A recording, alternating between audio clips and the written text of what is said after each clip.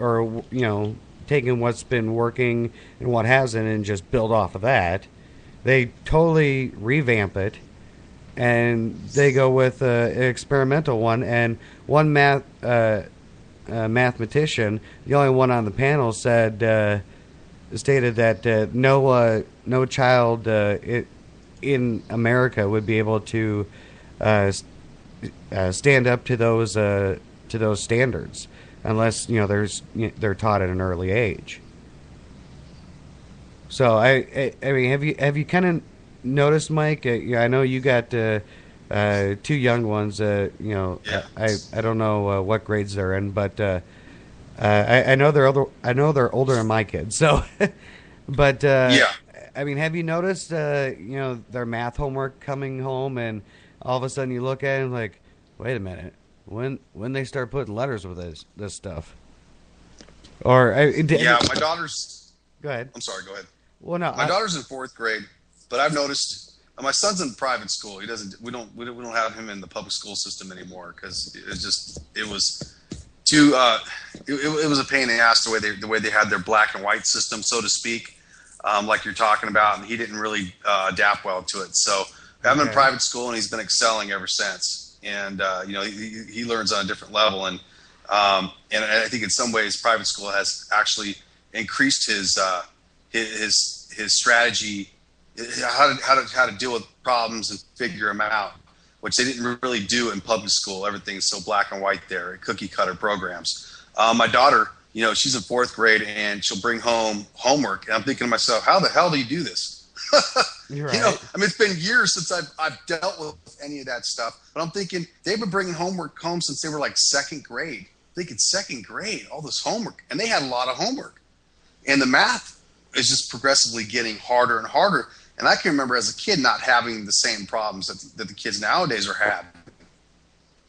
The same mathematical problems. Right. They're being challenged at a younger age to figure that stuff out, which I'm all for challenging our kids. Right. But to make it the same for everybody across the line, I think is a little bit, I don't know. Right. It's a little bit over the top. Right. Yeah. I mean, you're talking about 350 million students across 50 states, and in a country that is so widely diverse. I mean, to think that one common curriculum for all 50 states would actually work is ludicrous. I mean, that's just crazy thinking right there. Yeah, I mean, it's like I said, all these kids come from different backgrounds, different upbringings. They're not all going to learn on the same level. And, right. I mean, to expect kids to deal with that type of curriculum and be successful at it, it's just, you're looking for trouble. And you're looking for kids I see a higher dropout rate because kids are going to feel a little bit inadequate in a lot of ways because they don't maybe think on that level. Mm-hmm. Now, don't get me wrong. I mean, there's a lot of intelligent children out there, but they all learn differently. So I don't think you should force a curriculum, especially being placed by the government.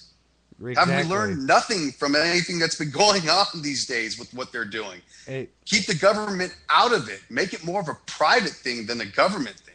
Exactly. And, and here, one of the myths about Common Core is that the federal government is not involved in the Common Core scheme. And the fact of the matter is that the U.S. Department of Education was deeply involved in the meetings that led to the creation of Common Core. Moreover, it has poured hundreds of millions of dollars into two courses that are creating the national tests that will align with the core, with the Common Core. Now, the U.S. Department of Education is acting as the enforcer to herd states into the scheme. And that brings to the next myth, that states adopted the Common Core. They did so voluntarily without federal coercion. And, proponents to Common Core will actually say this, that, states did this on their own. This was built from the ground up from the states. And, in fact, most states that adopted Common Core did so to be eligible to compete for federal Race to the Top funding. To have a chance at that money, recession-racked states agreed to adopt the Common Core standards and the aligned national test site Unseen. In addition, the Obama administration tied No Child Left Behind waivers to Common Core adoption, making it very difficult for states to obtain a waiver without agreeing to accept Common Core. So there's another way that the federal government is doing this. Is President Obama announced that a few years back that states that wanted to opt out of the No Child Left Behind law that President George W. Bush put into place, if they want to get a waiver, they have to adopt the Common Core. You see Yeah.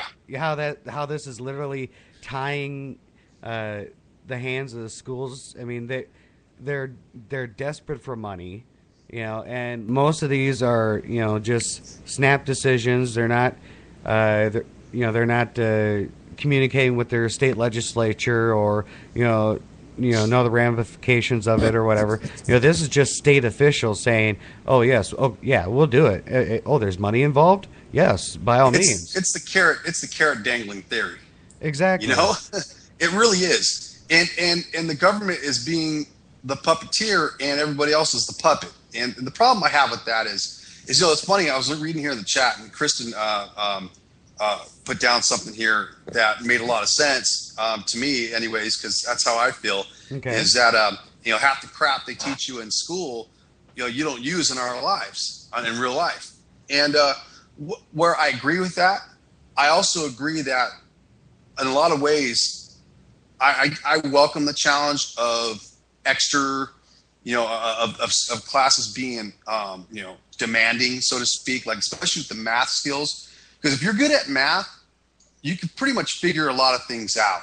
If you're good at reading and comprehension, again, you can pretty much figure things out. Now, most people, I would say, are stronger in one or the other.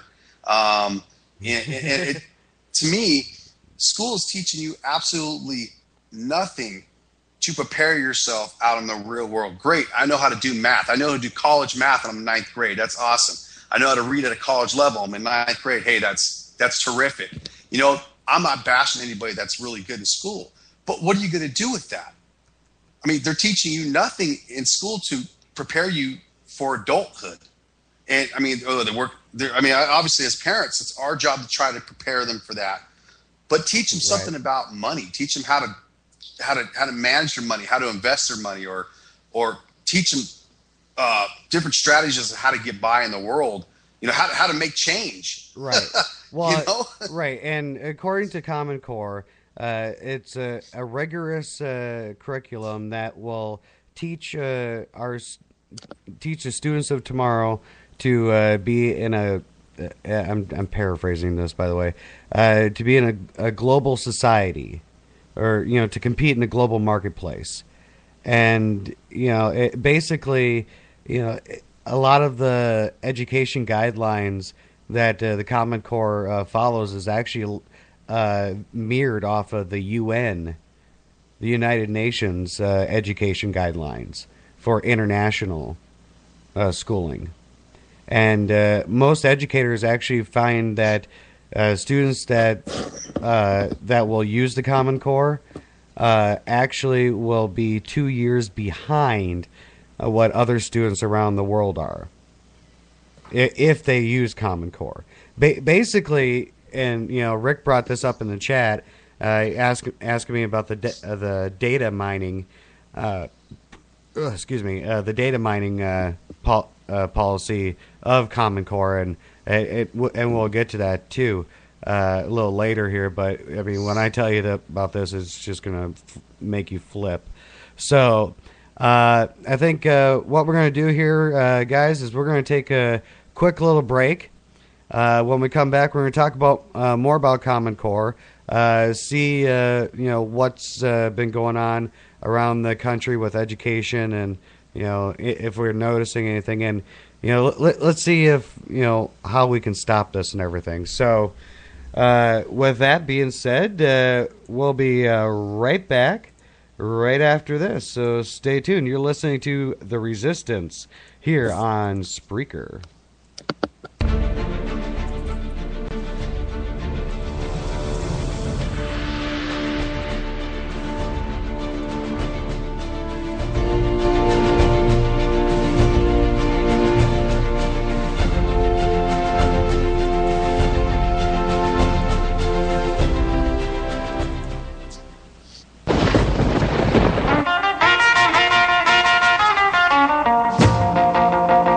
Hey there, I'm Big Tiny. I'm the host of Big Tiny's Oldies and More, where we play music from the 50s to today's favorites. So check us out Monday through Friday and see what we're playing right here on Spreaker.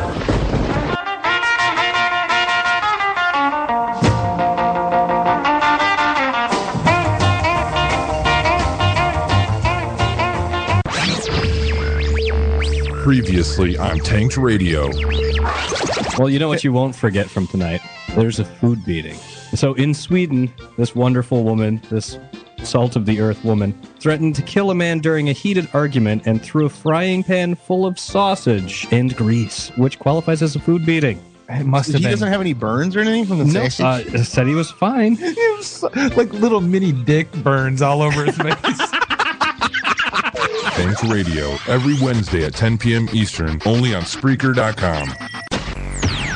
Are you sick of the same old boring talk shows? Looking for more variety? Come check out That Radio Show.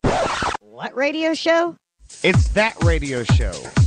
The hottest talk show on the web that lets you, the listener, call in and voice your opinion. For the latest news headlines, controversial subjects, and more, come join us every Friday and Saturday at 10 p.m., 9 p.m. Central, right here on Spreaker.com. Talk radio will never be the same. Pit Stop Radio. Are you crazy about Formula One and dying to get your F1 opinions heard? If the answer is yes, then join me, Sarah, and a host of other dedicated F1 fans on Pit Stop Radio. Enjoy live debates, latest news updates and discussions. We will also be previewing and reviewing all the Grand Prix. So tune in and have your say on Pit Stop Radio, the dedicated Formula One show. You don't want to miss it. The hottest F1 station, Pit Stop Radio on Spreaker.com.